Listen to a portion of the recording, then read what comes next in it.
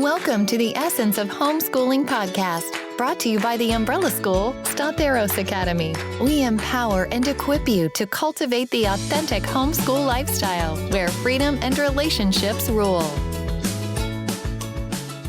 I feel like social studies is a natural connection off of literature, mostly because here we go with beautiful feet again. But as a curriculum, in so much of our social studies, we're reading about it. This Charlotte Mason approach likes to call them living books. Those are the real books. They're not the textbook, because children will get engaged with the story much more than a dry textbook. The beautiful thing about the living books is they're written by people who loved the topic, which means they've invested time and energy into that topic. The textbook generally, they have some interest in history, but they may not like certain aspects of history. And so there's going to be areas that are dry. But those living books, you can find great books on any era of history. If you're not sure where to start in teaching social studies, a good way to do that is to grab a sort of grade level history book or look online. You can find this online. Take a look at their table of contents, get an idea of what kids are learning at this age or grade, and then get books at the library that match that time period. From there, you can branch out and include map work, food from the time period, games, music, all sorts of things. Using a timeline is fun for these grades as well. You can get a timeline book. Sunlight has one. Graphical Conversations uses one. Or you could get a couple pieces of paper, tape them together, hang them on your wall, make your own timeline. It's a really good way for students to see what's going on in the world at that time by stepping back and looking at the whole world at a certain period of time. What was going on in Europe at the same time as this thing we're studying was going on in China, what was going on in North America. Use your timeline to step back and say, okay, what else was going on in the world at this time? And then you can expand what you're teaching in history from there as well. That could include geography.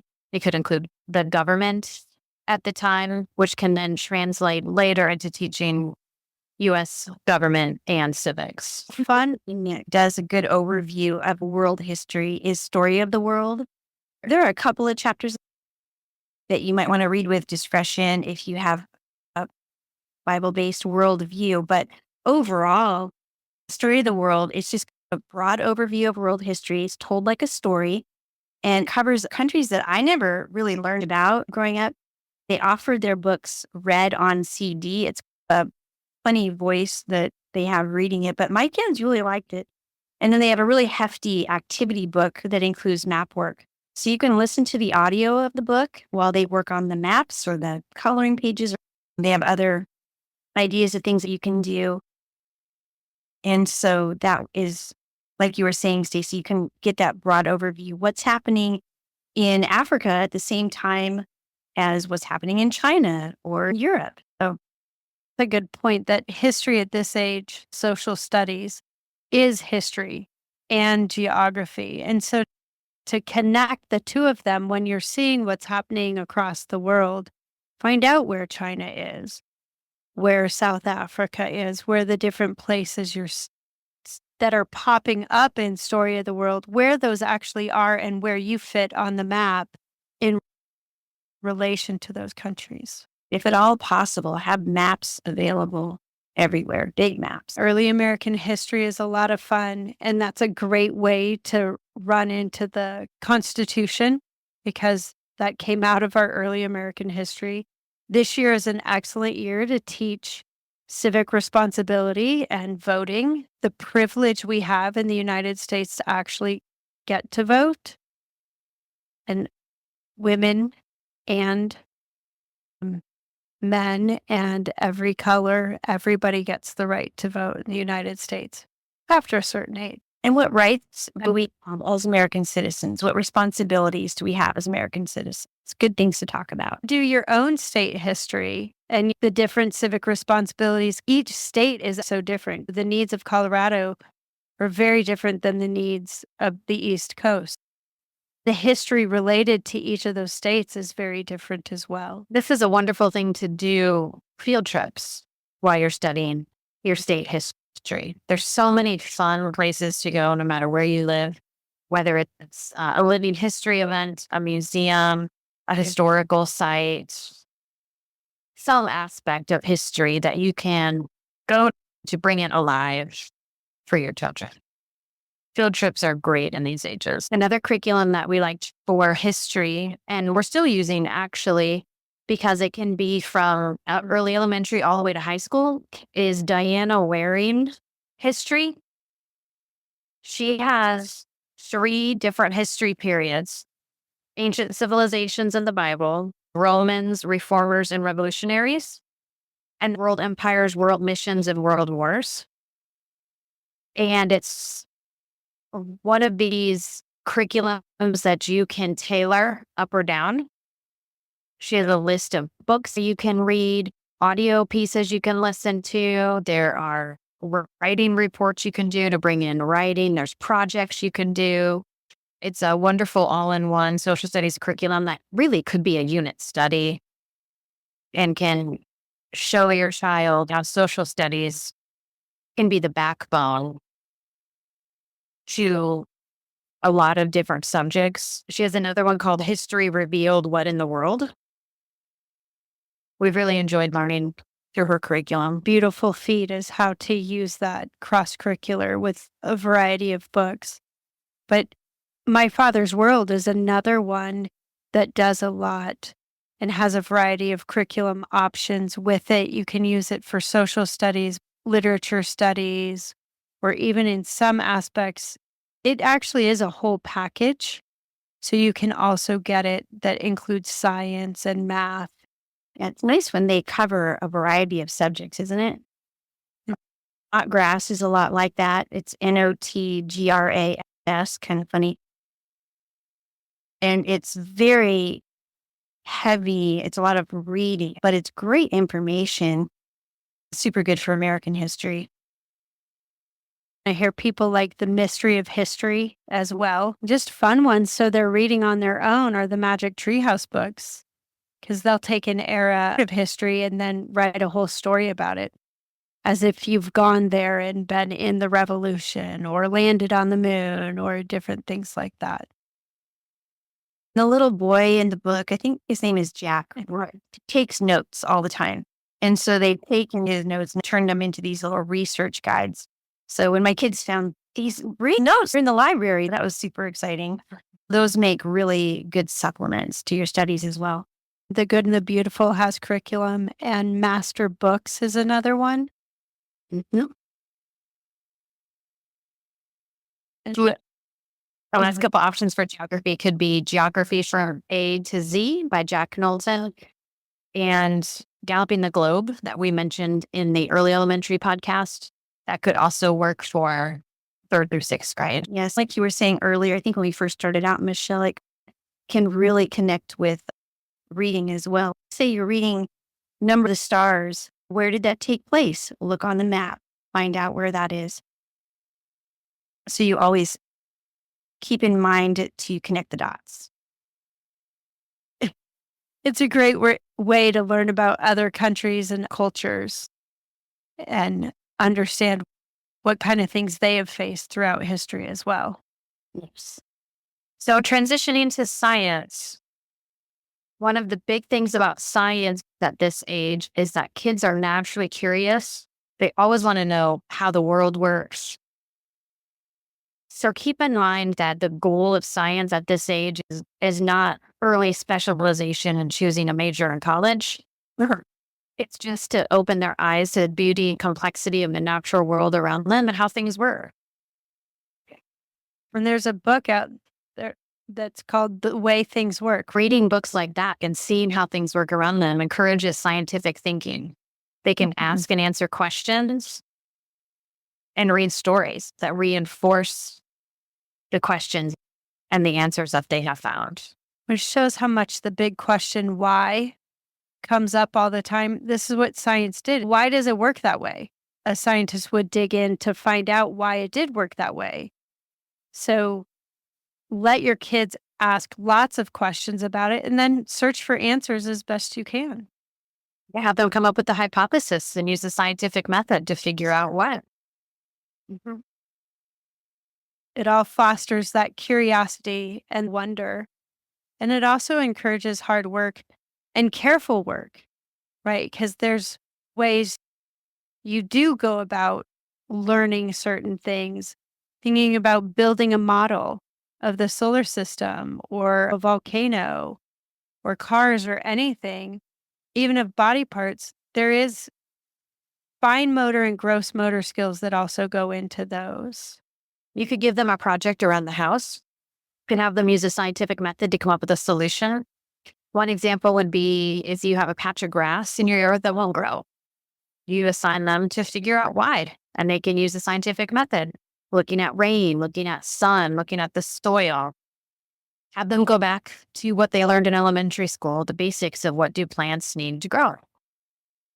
And that's a way that they can have a natural curiosity, a project, and they're also contributing to the family. And you can encourage multiple aspects of learning and joy and curiosity in one project like that. You can even take that and turn it into your own mini science fair with another family or two and plan ahead, teach them how to make a hypothesis, use a scientific process, and then present on a special day what their projects are. It gives them some public speaking practice as well. Don't forget, nature is a beautiful teacher as well. Taking nature walks, nature journaling, looking at bugs, the leaves, the weathers, biomes, and ecosystems. Those are great science projects and places for wonder for kids, especially animals. Find out where each of the animals live and why does a snow leopard need to be in the mountains and not in the desert? Of course, a fun one is to bake, right? Put your kid in charge of measurements and conversions and recipes. If you're having a party, you tell your child to triple the recipe or 1.5. And you can always talk about the physical and chemical reactions that are happening in the recipes. Those are easy learning projects with your student that can focus on relationship at the same time as you're learning. Don't forget that science in these ages and grades is still background knowledge and skills that are laying a foundation. Your goal is to cover important ideas in a coherent and orderly way, not to teach them everything about science. You don't want to kill their joy and their enthusiasm. So what kind of curriculums have you all enjoyed for science? The answer to everything today seems to be beautiful feet. Okay. A couple other Charlotte Mason style ideas are Sabbath-made science and no sweat nature study. A traditional approach curriculum would be a Becca. That traditional meaning textbook, workbook. We enjoyed a part of the curriculum called God's Design for certain things. So God's Design for life, God's Design for the physical world. The one that we used was God's Design for chemistry and ecology. And it was being published through Master Books. What I liked about it was that each set came with 3 or 4 smaller workbook type textbooks, and they were very colorful. They covered a lot of concepts, but in small bites. I'm a big fan of teaching in small bites. They included activities and experiments, and some of it was included in a CD that you would print out. And also, it worked really well for multiple ages, multiple grades. So it was color coded. Blue might be for younger kids, green might be for a little bit older kids, and then the red was if you have quite an older child that's participating as well. So it's cross grade like that. But we enjoyed that. And it was a good foundation for the science that they would step into later. And I know that Apologia gets mixed reviews. We've used it off and on over the years, and parts of it I like, parts of it I don't. It's very heavy in reading. So you have to figure out what you're going to do with that. If you have good readers, that's fine. Some of their curriculum has audio versions, so you can listen to it. I don't think it all does at this point, but some of it does. And some of it has notebook journaling kinds of things, some for younger grades, some that's better for older grades. Welcome to Stotheros Academy. We are an umbrella school that fulfills legal reporting requirements for homeschoolers in Colorado. But all of our services like transcripts, diplomas, IDs, and coaching are available no matter where you live. Don't forget to check out our store for homeschool essentials like attendance logs, planners, report cards, and DIY high school transcripts. Whether you need help with paperwork, planning, support, or guidance on your homeschool journey, Stotheros Academy is here to support you. Visit theumbrellaschool.com to learn more. So it just depends on what your kids are interested in. Stacy, I think you mentioned one about birds that you may not necessarily have loved. I think we did that same one, but our kids had fun with it because they liked doing the paper airplane activity with their friends. And so it just depends on where your interest lies. But they have some good options. And I think Gather Round has a bird unit too. But they have some science and nature study kind of things, and for various age levels. So for a large family, and you can get it for different age levels. So they each have their own workbook they're working through. And then, of course, I love books. And so the Magic School Bus books are such a fun way for kids to play with science concepts and investigate the weather systems or the inside the digestive, things that you can't necessarily do except through a storybook. Yeah, those are lots of fun. Who doesn't love Miss Frizzle? Get messy. The classical method and science avoids early specialization, but also avoids disordered or purposeless generalization. And so one of the science curriculums that has come out more recently is Novare Science. And they focus on core principles of wonder, integration, and then mastery. Awesome. Y'all, I feel like I should go back and homeschool my kids all over again. So many good things out there now. Such a different time, but some things that are timeless. Books, right? But all these curriculums that do focus on the variety of ways that individuals learn, whether it's through story, hands-on, or listening. Those are the main four subjects of school, but there's others, like music. What have you done for music? At this age, just expose them to music. Play music in the car, play music in the house, play classical music, play music you like, teach them about composers, summertime concerts in the park, go to the orchestra, anything that you can do to expose them to music. Once again, Beautiful Feet has a music that we did.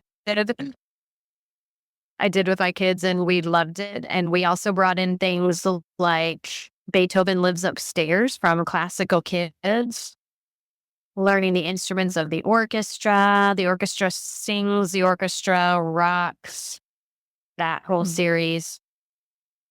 When they were younger, the local Philharmonic had orchestra for kids, and they were free or very cheap concerts to offer during the day. And we got to see so many great performances. Even some colleges have performances you can attend. Your kids take music lessons? Yes, in my family, one child chose piano and eventually moved to drums, and the other child chose violin. we were a part of a co-op that would have choir or handbells.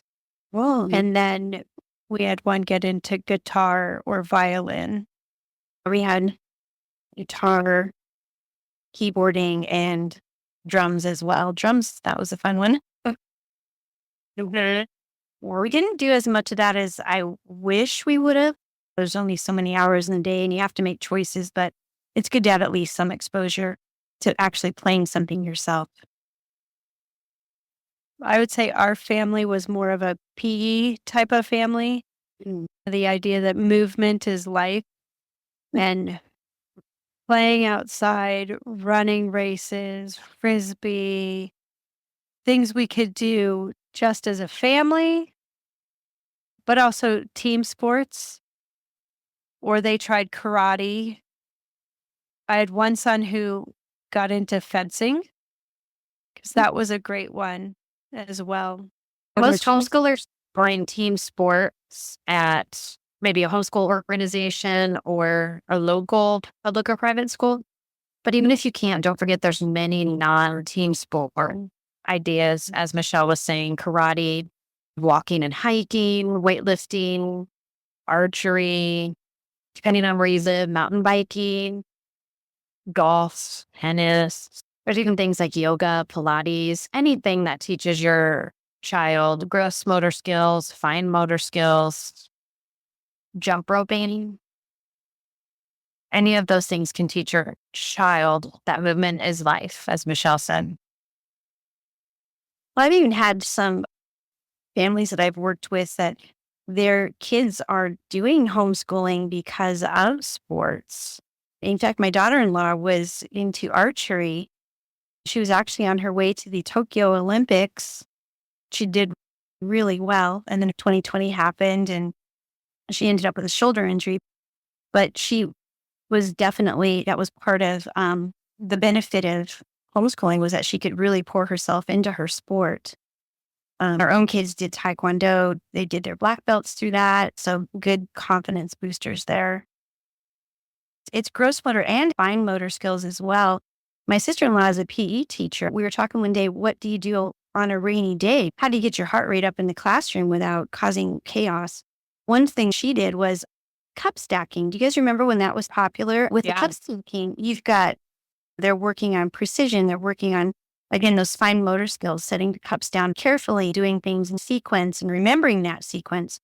So there are different things that you don't necessarily think of as PE that are. Sometimes you can think outside the box there. At this age, like with everything else we've said, it's exposure. Expose them to a wide variety of ways that they can use their bodies, that are healthy ways to stay in motion, that are stretching them a little bit, challenging them. While team sports are great and teach so many great character skills, we can't always win because that's life. We don't always win. There's lots of life lessons in team sports and individual sports. And so PE is a fabulous extracurricular activity, but also one that's just for health of every child. They need the movement. They need to go out and ride their bike and play with friends outside. Right? The socialization aspect we haven't even talked about.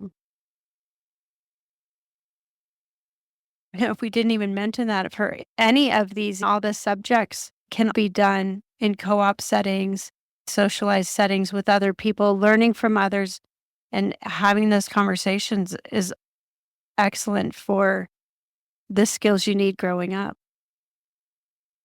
What other type of life skills could we mention? We talked about cooking and baking, and I think that also relates to eating healthy, whatever that looks like for your family. Good personal hygiene is important to teach. Believe it or not, that's a school type of skill. Learning how to brush your teeth properly, things like that. Take a bath. Doing your own laundry, cleaning around the house, doing yard work, whether it's mowing or edging or gardening or weeding. And learning how to make a budget and save or spend properly. We had give, save, and spend categories for our kids. We gave them a small allowance and taught them how to budget. So whatever that looks like for your family. What else did you guys do? We did cotillion about 3 times through the years. Cotillion is a program that focuses on manners, dinner skills, dancing, and public speaking. I had one child who loved it and one child who did not. But I think it's a great program. It's something that was outside their comfort zone and was something that they had never done before. It was the first time I had to buy my 8-year-old a suit. It's one of the many ways to teach manners, dancing, public speaking, those sorts of things. Another thing we did as a family was take family ballroom dancing lessons or couple lessons. It was so fun to expose them to things that they weren't getting at the regular PE class. So it combined socialization, family time, learning how to waltz and foxtrot. There's a lot of fun. We would include our kids when he was fixing the car. So life skills of even at the young age, so that they're not worried that they're going to hurt something on the car, but noticing, oh, is the tire going flat? We have to pump it up. They would do that with their bicycles. These skills of taking care of the things you need for transportation, housing, clothing, anything. Those are life skills of taking care of what you own. Taking care of pets. Mm-hmm. Or younger children in the family. Mm-hmm. Or older members of the family helping take care of grandparents or elderly neighbors, perhaps. Considering other people. And noticing when someone might need help. And understanding that even though you're 4th grade, you can do something about it because you know how to bake cookies now. Or you can go shovel your neighbor's driveway. You know it's snow, and you know that the neighbor struggles to do it. So that's a character development task. Sibling relationships is also a great place to develop character. Yes. Learning how to navigate conflict. Learning how to put others' needs before your own. Learning how to share. Delayed gratification.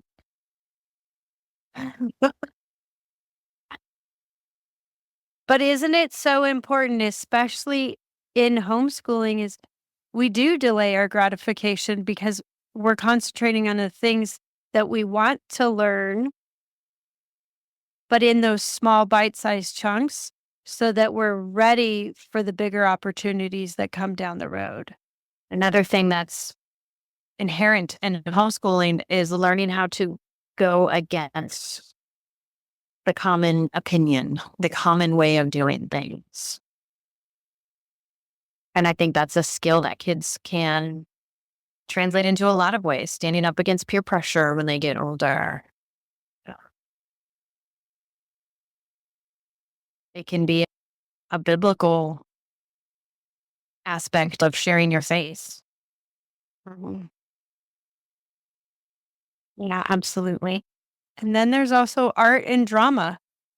And those can often be done in group settings as well, especially drama. It's hard to do a whole play in a monologue.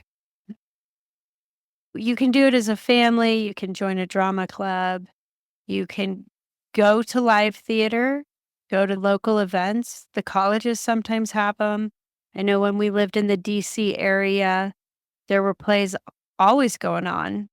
So there are lots of ways to get involved with that, whether it's as someone going to view it and appreciate the gifts of other people or practicing your own hand at drama. Or even the back part of it, building the sets and the scenery, working on the lighting or the sound, things like that. Right. That's also another place where they can practice being on a team, because drama is, like you said, not generally a one-man play. Shakespeare in the park during the summertime was always a fun thing to take the kids to. So much How fun. about you do Shakespeare, right? Well, that's where Charles Lamb's book of Shakespeare, I forget the title of it, but it's by Charles Lamb and his sister. And it's just the play in a story form with some dialogue and some of the good stuff still in it and some of the great vocabulary, but in a way that you can understand, oh, this is what the story is about. That Midsummer Night Dream that was really weird to me, that now I understand because I have it in this small story that makes it fit. And then I can go off and read the whole play and understand the basics of it. The town where I used to live has a Globe Theater, and they would have traveling Shakespeare troupes. So generally, 6 months out of the year, you could go see Shakespeare plays at a replica of the Globe. It was pretty cool. You brought up, Kim, about even with the drama being involved with making the set, right? That's the art aspect, right? And there's ways to bring art into every subject, even if it's just painting, drawing, anything like that. Your sketchbooks are great.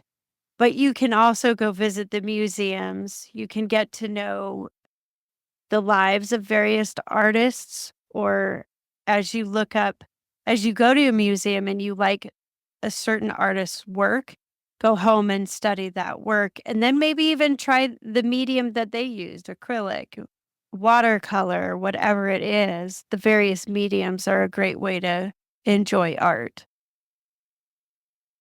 Create your own scavenger hunt, or sometimes the museums have scavenger hunts for kids. Try and find certain paintings or certain pieces of certain sculptures and different activities that go along with that. Denver Art Museum in particular has some good programs. That made me think of even the national parks and the state parks have great programs as well for kids. The Young Explorers, the Junior Rangers. yes, that was it. The Junior Rangers, use those because they're excellent learning opportunities. And then it's fun because then they can earn the badge as well. So do look for all those museums that do try to draw, nature centers, museums, anything that draw kids into a learning aspect to expose them to the wonder and beauty around them. These are great for the elementary school years. If you're a military family, there's a great program from Memorial Day to Labor Day. A lot of museums across the country will let you in for free. We would always look at the list of the museums for that year. And if we were going on vacation, try to add in a museum to do something different, to explore all the museums around where you live for free between Memorial Day and Labor Day. So we've got to do quite a few things like the Georgia O'Keeffe Museum in San Jose, Denver Art Museum. We've done museums on vacation in Utah and Texas. So if you're a military family, that's a great resource to check out. Wow. As we've discussed, for 3rd through 6th grade, remember that you're trying to inspire your kids' curiosity. You're laying a foundation for their future studies. Be careful about adding too many wonderful things, classes, co-ops, outings, curriculum that will overwhelm you and your kids. Just because they're good and wonderful does not mean they're the best for your family. And just because one of these ideas works for us doesn't mean that it'll work for you and your family. Make sure you take our ideas, take other ideas, do your research, and find out what works best for your child, for your family. Tailor the curriculum. Change the curriculum if you need to. Explore, learn. Remember to have fun. Inspire your kids to make connections between the subjects and to think deeply about the subjects, not to just check off, we did history today, we did science today, we got a karate class in, done. Make connections between that science and that history, between the classical music they're listening to. What time period was that? What was going on in the world during that time? Use their logical thinking skills and remember to play. Kids at this age still need to play. They're big, but they're not that big. Let them play with them. Let them play with their friends. Let them play as they learn. Play and read. Don't try to do too much and lose your focus. Remember, the essence of homeschooling is the lifestyle and the relationship that you're building with your children. Thank you for joining us on today's episode. We hope that you enjoyed the conversation and found it insightful. Be sure to check out today's show notes for all applicable links and additional resources. If you liked what you heard, please subscribe, rate, and review our podcast. Your support helps us continue to bring you great content. Until next time, happy homeschooling.